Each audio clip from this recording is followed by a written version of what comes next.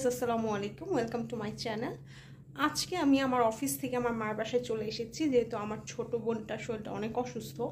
তো তাকে আমি দেখার জন্য চলে এসেছি। আর তার একটা সমস্যা হচ্ছে, ধরতে গেলে এটা শুনতে অনেক হাস্যকর, যদিও সে যখন অসুস্থ হয় তখন সে ভাত খেতে পায় না। তাকে চাইনিজ জাতীয় কোনো খাবার রান্না করে দিলে বা কিনে এনে দিলে সেটা সে ঠিকই খেতে পারে। তো তাই ভাবলাম, কেননা আমার বোনটা অসুস্থ, 2 দিন যাবত পুরোপুরি না খাওয়া, কোনো প্রকার ভাত সে খেতে পারছে না। তো কেননা আমি আম্মুর বাসায় যাই, যে ওইখানে কিছুদিন থেকে ওকে কিছু রান্না করে খাইয়ে আসি। এর জন্য আজকে অফিস থেকে সোজা আম্মুর বাসায় চলে এসেছি, এখানে কিছুদিন আমি থাকবো। তার জন্যই আমি আজকে egg fried rice, chicken fry আর চিকেন ভেজিটেবল রান্না করব।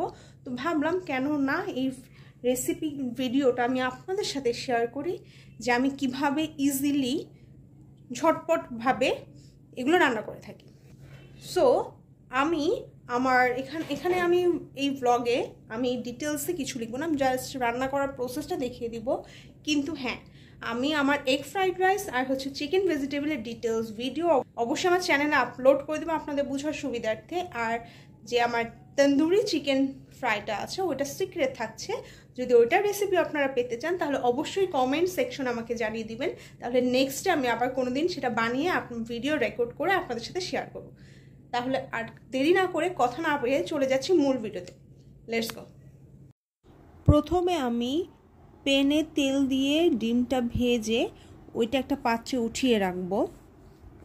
এরপর প্যানে অবশিষ্ট তেল থাকা অবস্থায় এর মধ্যে আমি বাটার দিয়ে দিব, আর এর মধ্যেই আমি পেঁয়াজ আর রসুনটা ভেজে নেব। পেঁয়াজ আর রসুনটা একটু নরম হয়ে আসলে এর মধ্যে দিয়ে দিয়েছি সিদ্ধ মটরশুঁটি আর স্বাদ মতো লবণ, একটু নাড়াচাড়া দিয়ে এরপর এর মধ্যে আমি আগে থেকে ভেজে রাখা ডিমটা দিয়ে দিলাম। তারপর একটু নাড়াচাড়া দিয়ে এরপর আমি এর মধ্যে সিদ্ধ করে রাখা পোলাওর চাল আর গাজরটা দিয়ে দিচ্ছি। মটরশুঁটি আর ডিমের সাথে পোলাওর চালটা ভালো মতো মিক্সড করে এর মধ্যে আমি যতটুকু ঝাল খেতে চাই পরিমাণ মতো কাঁচামরিচ দিয়ে দিলাম। কাঁচামরিচ দিয়ে নেড়ে এরপর এর মধ্যে আমি টেস্টিং সল্ট, চিনি আর সয়া সস দিয়ে দিচ্ছি। কিছুক্ষণ নেড়ে এর মধ্যে আমি দিয়ে দিচ্ছি গোলমরিচের গুঁড়া। এরপর আর কয়েক মিনিট নাড়লেই হয়ে যাচ্ছে আমাদের এগ ফ্রাইড রাইস রেডি। এখন এটা আমরা নামিয়ে নিচ্ছি পরিবেশন করার জন্য। আমাদের ফ্রাইড রাইস রান্না শেষ, এখন আমি আমাদের তন্দুরি চিকেনটা রেডি করব।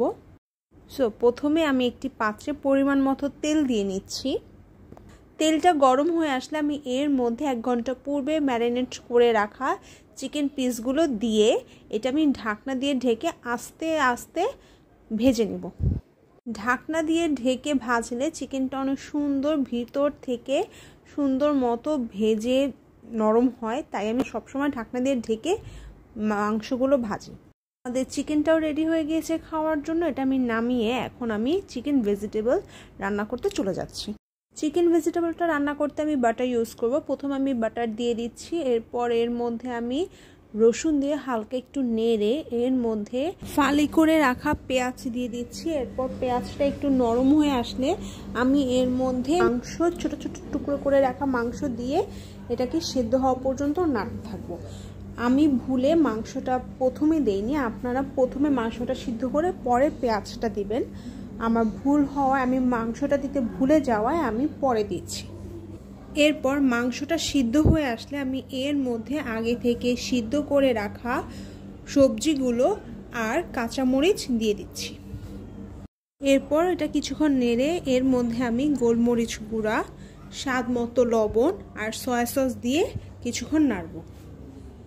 কিছুক্ষণ নাড়ার পর এর মধ্যে 1 গ্লাস পানি দিয়ে সবজিটাকে ঢেকে একটু ভাপে নিয়ে আসব।